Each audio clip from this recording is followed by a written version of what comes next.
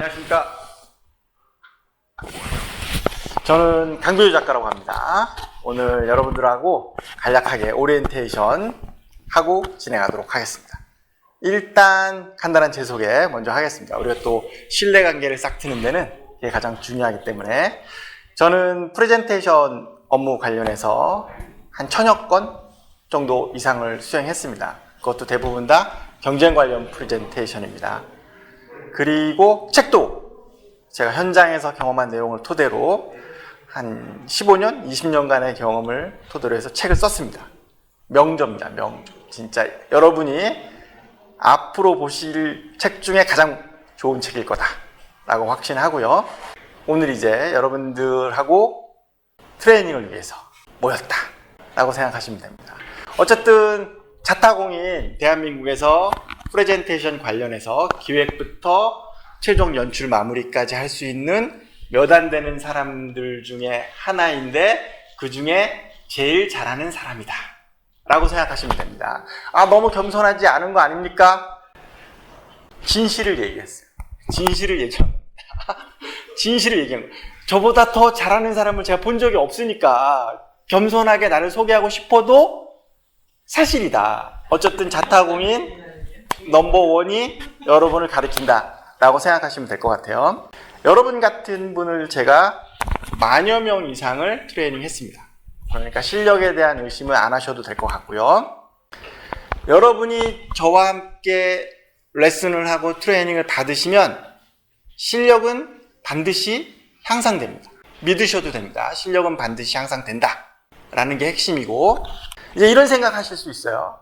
우리 사장님이 하다 나를 쭉쭉 빨아먹다가 이제 더 빨아먹기 위해서 이런 일까지 하시는구나. 퇴사하고 싶다 라고 생각하시는 게 정상적인 생각입니다. 그러나 제가 자신 있게 말씀드릴 수 있는 게 있습니다. 뭐냐?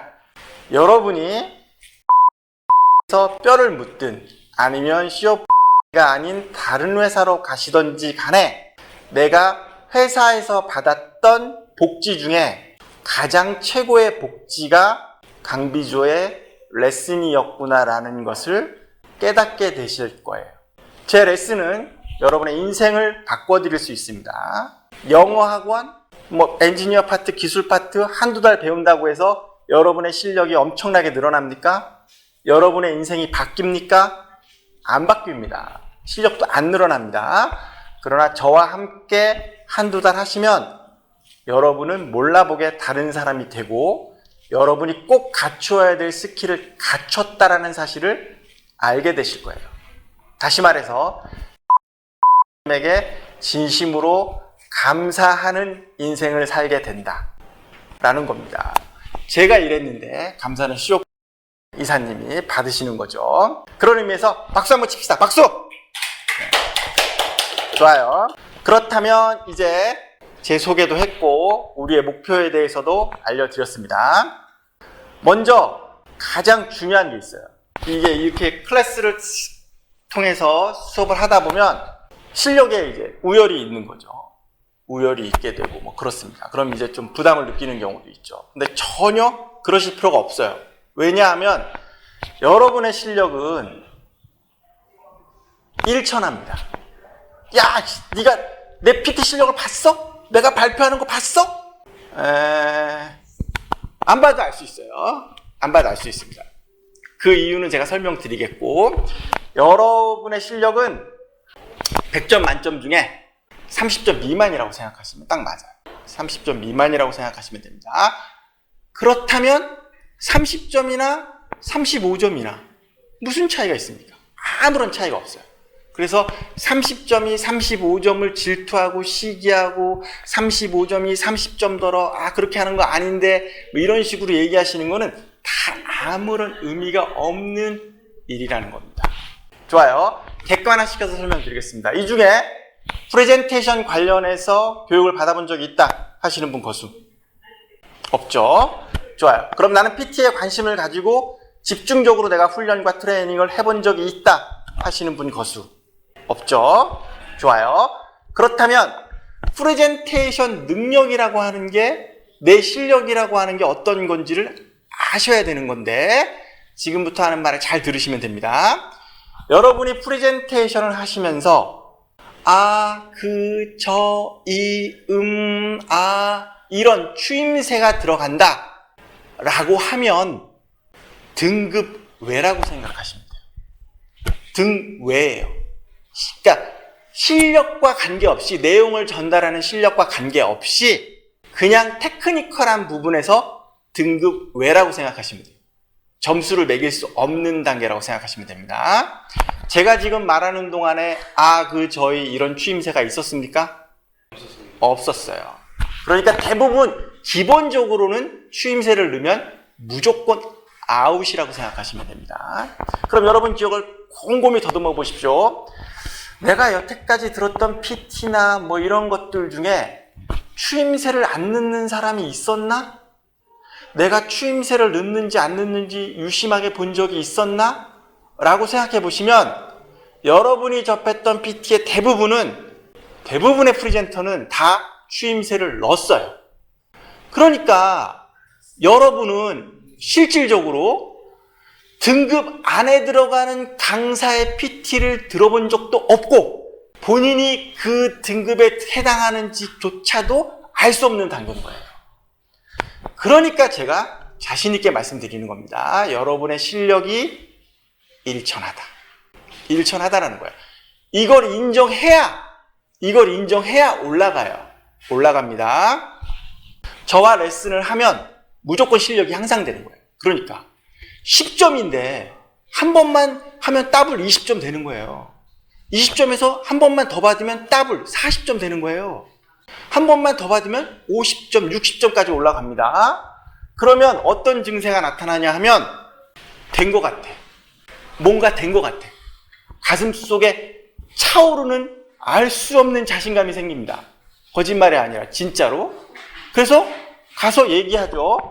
멀었어. 좀 더 해야 돼. 부족해. 라고 얘기하면은 머리로는 그게 딱 접수가 되는데 몸은 그게 접수가 안 되는 경우가 너무 많아요. 몸에는 이미 건방이 딱 찼어. 이 정도면 충분해. 뭐 강비조가 가르쳐준 뭐 별거 아니네. 이렇게 생각하는 경우가 많다라는 거예요. 그래서 여러분의 실력 체크는 여러분이 하시는 게 아니라 제가 합니다. 제가 이 정도 하시면 됩니다 라고 말하는 순간까지 하시는 거예요. 자, 점수가 올라갈수록 디테일이 중요해집니다. 그런데 이렇게까지 해야 됩니까? 왜 이게 뭐 누가 봅니까? 이런 게 뭐 중요합니까? 이렇게 되는 경우가 너무 많은 거예요.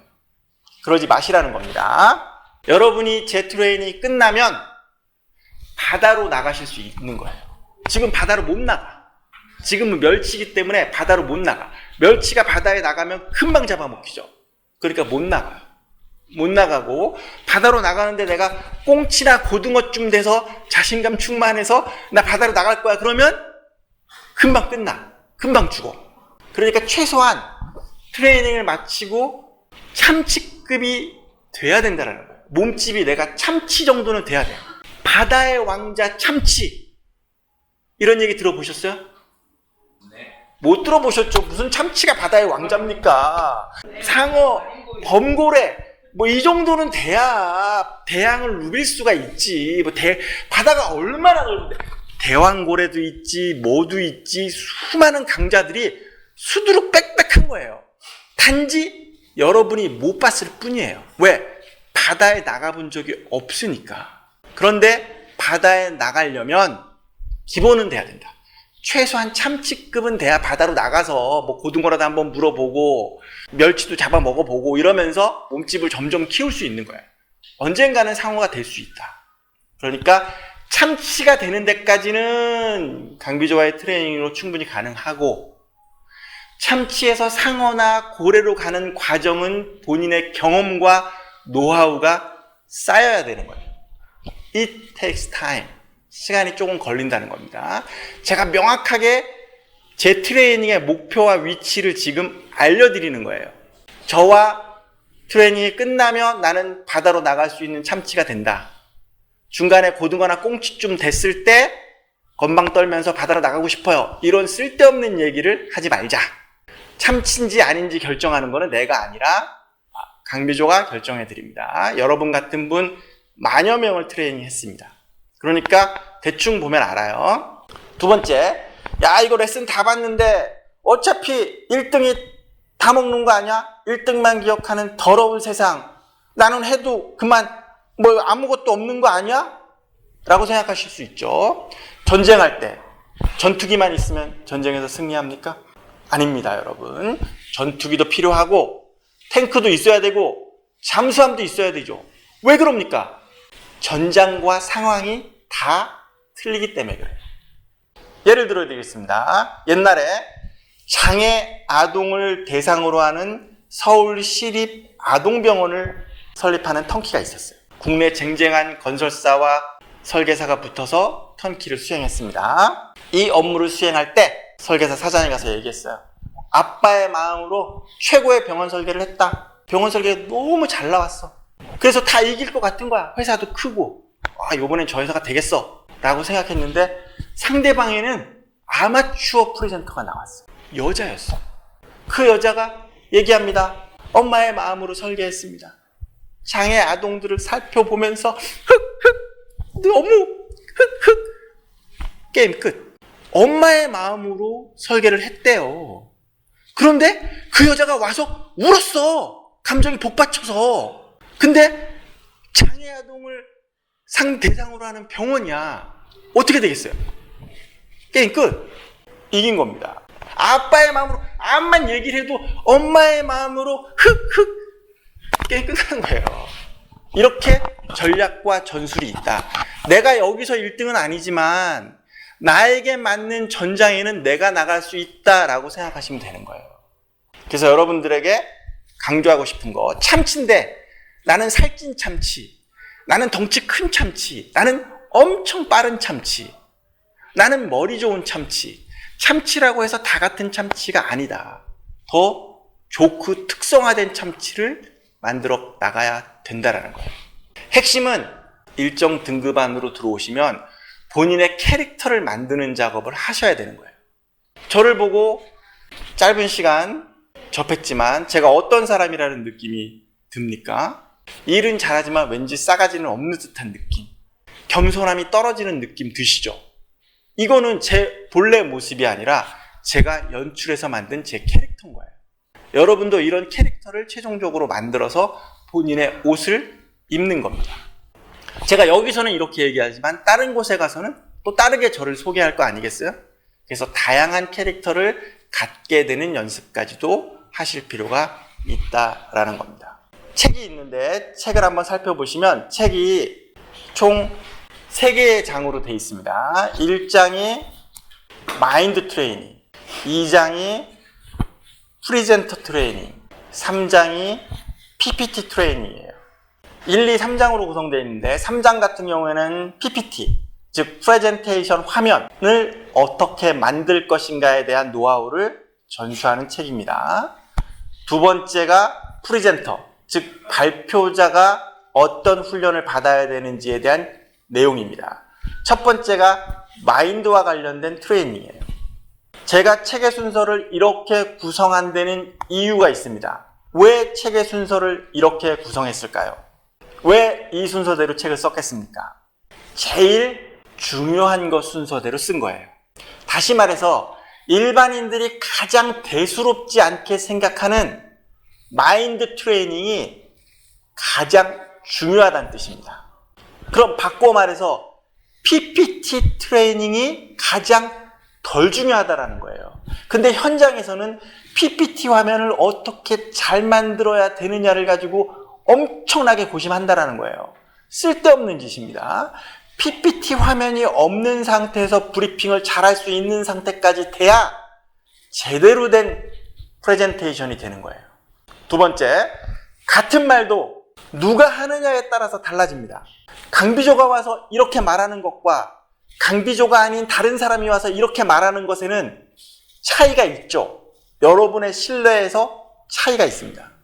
다시 말해서 말하는 사람, 프리젠터가 얼마만큼 신뢰를 주고 얼마만큼 능력을 갖고 있느냐가 두 번째로 중요하다라는 거예요. 그 두 가지만 이루어진다면 세 번째 장은 사실상 불필요할 수 있습니다. 그래서 맨 끝에 배치된 거예요. 하지만 전문가라면 PPT 화면이 어떻게 하면 잘 구성되는지 정도도 알고 있으면 좋죠. 그래서 그렇게 구성되어져 있습니다. 따라서 여러분들이 책을 한번 쭉 읽으실 필요가 있어요. 한번 쭉 읽으시고 눈으로 먼저 읽으시면 됩니다. 그리고 소리내서 낭독해서 읽는 연습이 굉장히 중요한 포인트입니다. PPT를 하는 방법은 크게 두 가지가 있습니다, 여러분. 낭독하는 장면이 있죠. 낭독하는 방법이 있습니다. 원고를 읽으면서 낭독하는 방법. 이거는 주로 공간이 큰 데서 써요. 뭐 호텔이나 뭐 이런데 50명, 500명 모아놓고 하는 데서는 어차피 발표자가 안 보여. 그러니까 PPT 화면을 보면서 나레이션을 듣는 거죠. 그렇게 해서 브리핑하는 방법이 있고, 두 번째는 지금처럼 이렇게 좁은 공간에 PPT 화면을 놓고 제가 이렇게 쭉 설명하는 방법이 있습니다. 이 두 가지 방법 중에 어떤 방법이 더 어렵습니까? 자, 첫 번째, 나레이션을 읽는 방법이 어렵다, 거수. 아니다, 이렇게 PPT 화면을 놓고 브리핑하는 게 더 어렵다 하시는 분 거수. 나머지는 손 안 들고, 나 5명밖에 안 되는데, 5명밖에 안 되는데 안 들면 어쩌자는 겁니까? 첫 번째라고 생각하시는 분, 왜 그렇습니까? 사람들을 집중을 시키는 게 오히려 더, 그러니까 사람 5명 있는 데서는 5명이 다 저를 쳐다보고 집중을 하겠죠. 근데 500명 있는 데서 내가 이야기하는 걸 뭔가 포인트를 갖고 집중을 하려면 그게 더 어려울 것 같아요. 다른 분, 자, 본인 왜 두 번째라고 생각하셨어요? 집중을 끌어내는 게 쉽지는 않을 것 같습니다. 이걸 제가 원하는 포인트와 강조, 강세 이런 것들이 전달되는 게 쉽지 않아요. 첫 번째는 사전에 철저하게 준비하고 구성이 되어 있어야 하고, 두 번째는 현장에서 그 퍼포먼스가 잘 나와야 될 것 같아요. 자, 정답은 첫 번째가 더 힘듭니다. 첫 번째가 그냥 힘든 게 아니라 잘하기가 힘든 것도 있지만 그냥 물리적으로 힘들어요. 물리적으로 힘든데 그 힘든 정도가 10배 이상 차이 납니다. 못 느끼시는 거예요. 10배 이상 차이 납니다. 자, 나레이션 원고를 20분 동안 읽는다 그러면 틈이 없어요. 그러니까 이 나레이션 원고에 나를 맞춰야 되는 거예요. 그 다음에 지금 제가 여기 하면서 제스처도 취하고 제 얼굴도 보고 이러면서 집중력을 유도하죠. 여유가 있습니다. 내가 힘들면 쉴 수 있어요. 여러분의 반응을 보면서 바꿀 수도 있어요. 그런데 첫 번째는 나레이션만으로 여러분을 속된 말로 조져야 되기 때문에 엄청난 스킬이 필요합니다. 성우나 아나운서 멘트를 일반인이 하는 수준까지 돼야 되는 거예요. 왜? 일반인은 대부분 다 성우나 아나운서 멘트에 익숙하기 때문에 나레이션이 들렸을 때 그 정도가 아니면 인정하지 않는다는 거예요. 실력이 있다고.